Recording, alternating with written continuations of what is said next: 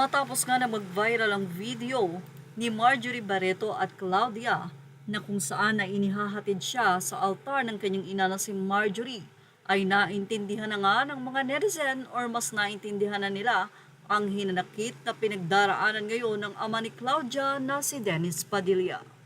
Well, hindi pa nagsasalita si Marjorie Barreto, pati na rin si Claudia sa nangyari, pero tila nasa hot seat na nga ang mag-ina dahil sa nangyari na di umano ay sampal at matinding kahihiyan sa walang family picture at hindi rin siya ang naghatid kay Claudia.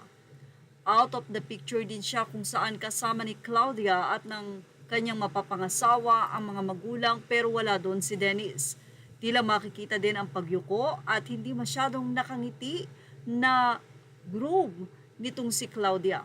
Ang tanong, alam ba ng mga magulang ni Lorenzo ang lahat ng ito na invited lang si Dennis at hindi ito maghahatid sa altar?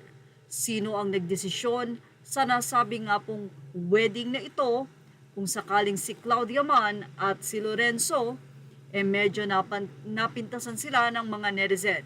Pero anila, Marjorie Barreto bilang isang mabuting ina at mabuting tao kahit na may issue para na lamang sa magiging maayos na samahan nila Lorenzo at Claudia ay dapat silang dalawa ang naghatid ni Dennis. Ang tanong, nung kanilang in-invite ang kanilang ama, ay sinabi ba nila nitong daddy, pasensya ka na, invited ka lang, pero ang maghahatid ay si mama.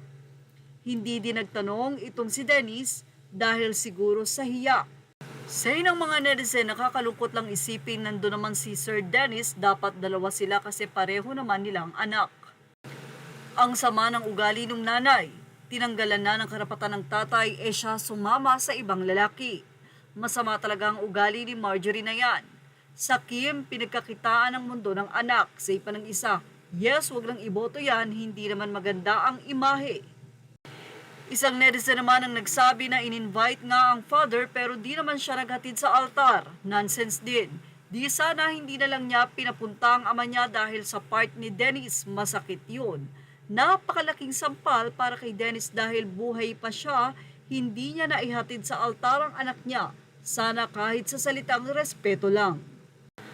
Ang isa naman ay sinabing ang hilig i-romanticize ng Pinoy ang buhay.